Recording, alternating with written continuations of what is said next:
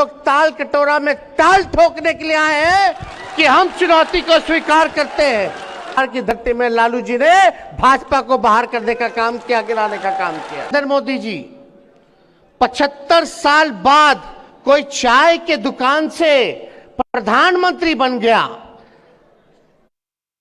75 साल में चाय के दुकान से देश के प्रधानमंत्री बन गए, लेकिन इन मोदी जी के 8 साल में, मोदी जी के इन 8 साल में MBA किया हुआ लड़का, इंजीनियरिंग किया हुआ लड़का चाय की दुकान पे पहुंच गया है, पकौड़ा के दुकान पे पहुंच गया है।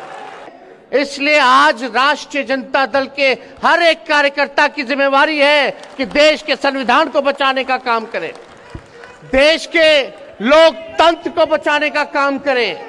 और ये आने वाला जो 2024 का जो चुनौती है, हम लोग दिल्ली इसलिए आए हैं कि हम लोग ताल कटोरा में ताल ठोकने के लिए आए हैं कि हम चुनौती को स्वीकार करते हैं। और पूरे देश में जिस प्रकार से भाजपा के लोग लगे हुए थे, जितने भी विपक्षी दलों की सरकार थी, क्षेत्रीय दलों की सरकार थी राज्यों में, वहां तोड़ने में लोग लगे हुए थे, खरीद फरोख्त करके, डरा धमका करके सरकार गिराने में लगे हुए थे। लेकिन हम आदरणीय लालू जी का हम धन्यवाद देते हैं कि उन्होंने जो फैसला किया, आज जो देश में भाजपा जो औरों को गिरा रही थी दूसरे राज्य में, लेकिन बिहार की धरती में लालू जी ने भाजपा को बाहर करने का काम किया, गिराने का काम किया। आज बिहार में आप देखिएगा, महागठबंधन की सरकार है, 7 दल महागठबंधन में एक साथ हैं, अकेले भाजपा जो है पीछे रह गई है।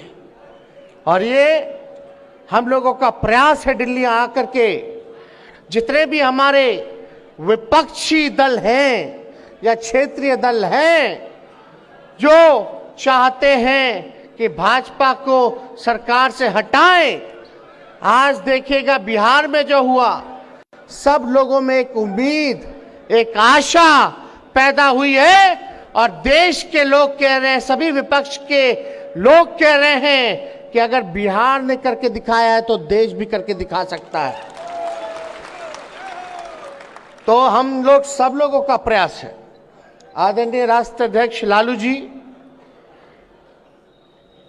बिहार के मुख्यमंत्री नीतीश कुमार जी लगातार इस प्रयास में हैं। हम लोगों ने महागठबंधन करके दिखाया, भाजपा को भगाया, देश में सभी विपक्षी दलों के नेता से मुलाकात कर रहे हैं। हम लोगों की कोशिश होगी कि सब लोग एक प्लेटफॉर्म पर आए, एक साथ आए, अपने अपने ईगो को छोड़ें। ये व्यक्तिगत स्वार्थ की बात नहीं है, ये एक बड़ी लड़ाई है। देश को बचाना है तो साथ आना होगा, साथ मिलकर के लड़ना होगा। और हम लोगों ने महागठबंधन बनाया, कोई एक दल नहीं है, 7 दलें हैं। हम आप सब लोगों को कहना चाहते हैं कि आप लोग सब लोग इसी एकता के साथ, इसी गोलबंदी के साथ आप लोग रहने का काम कीजिए। कहीं किसी के भटकावे में, भ्रम की स्थिति में आने की जरूरत नहीं है। बहुत साजिशें चली जाएंगी, बहुत षड्यंत्र होगा, लेकिन हम लोगों को उसका जवाब देना होगा, एक रह करके जवाब देना होगा। और आप लोग तो सब लोग जानते हैं कि बताइए, देश के प्रधानमंत्री नरेंद्र मोदी जी 75 साल बाद कोई चाय के दुकान से प्रधानमंत्री बन गया। 75 साल में चाय के दुकान से देश के प्रधानमंत्री बन गए, लेकिन इन मोदी जी के 8 साल में, मोदी जी के इन 8 साल में MBA किया हुआ लड़का, इंजीनियरिंग किया हुआ लड़का चाय की दुकान पे पहुंच गया, पकौड़ा के दुकान पे पहुंच गया। क्या फर्क है? आप सब लोगों को हम इतना ही कहना चाहते हैं, हम आदरणीय लालू जी को धन्यवाद देते हैं कि 2014 में इन्होंने कहा था लोगों से कि देश टूटेगा या एक रहेगा, ये आपको फैसला करना है। आप देख लीजिए, आज 8 सालों में देश बर्बाद हो रहा है, देश के संपत्तियों को बेचा जा रहा है, देश के संविधान के जगह आरएसएस का एजेंडा लागू करने का प्रयास किया जा रहा है। किसान, मजदूर, नौजवान सब लोग परेशान हैं। महंगाई की मार, यही लोग ना गाना गाता था भाजपा वाला लोग कि महंगाई डाइन खाई जात है। आज डाइन नहीं भौजाई हो गई है।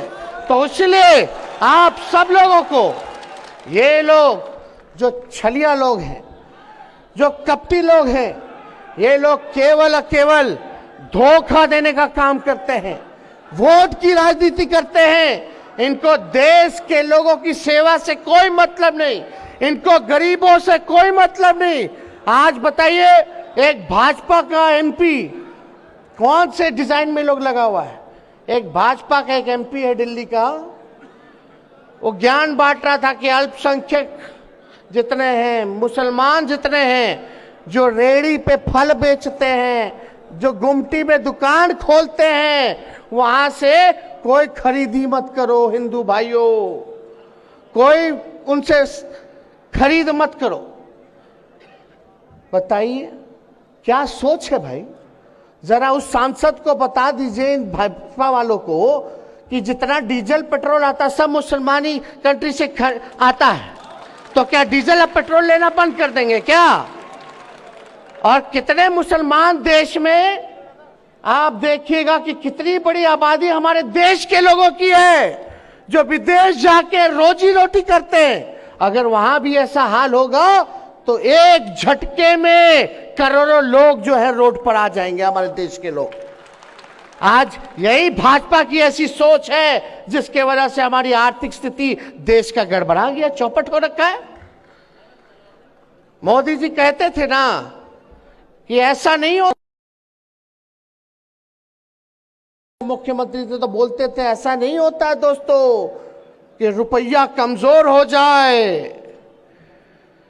हमने भी शासन किया, हमें पता है। अब 8 साल में बता दीजिए, रुपया सबसे महंगा हो गया, सबसे मतलब नीचे गिर गया।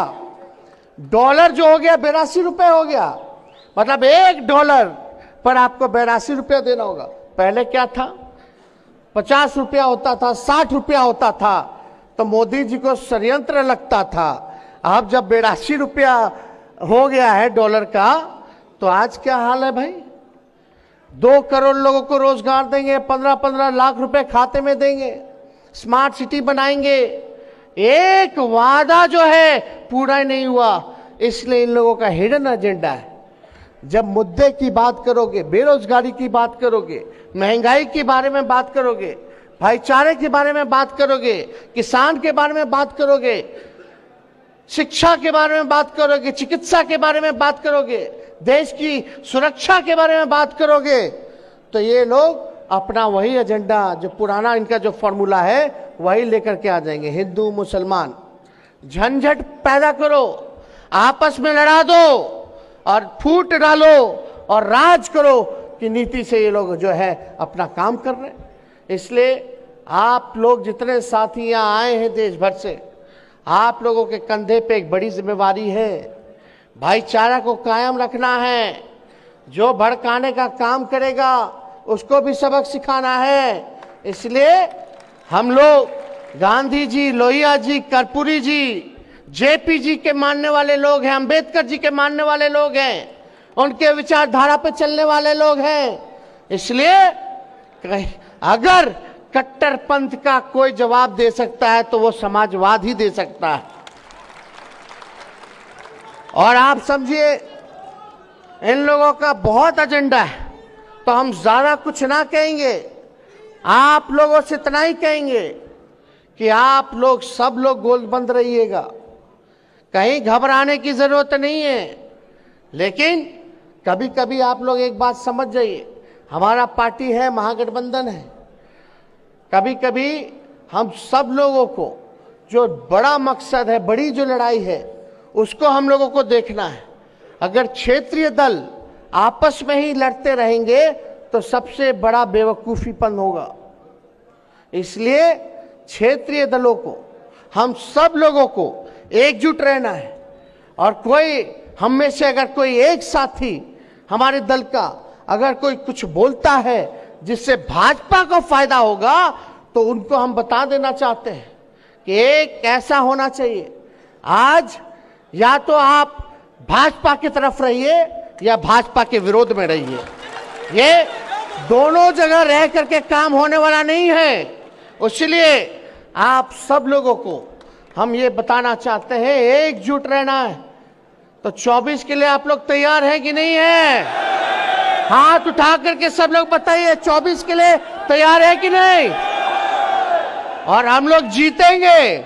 हम तो पहले बोले थे ना, करे के बाद जीते के बाद, करे के बाद लड़े के बाद जीते के बाद। तो आप सब लोगों का ऐसे ही सहयोग मिलता रहे। हम लोग जल्दी नई जो सरकार बनी है, कई लाखों में हम लोग नौकरियां देने जा रहे, सरकारी नौकरी देने जा रहे, पूरे सिस्टम को हम लोग सुधारने जा रहे।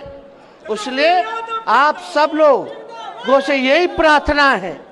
लेकिन जब तक आप संगठन को मजबूत नहीं करोगे, जब तक आप बूथ पे नहीं जाइएगा, जब तक छोटे जातियों को, चाहे अति पिछड़े समाज के हो, दलित समाज के हो, उनको जब तक सीने से नहीं लगाइएगा, तब तक आप अपने मकसद को हासिल नहीं कर सकते।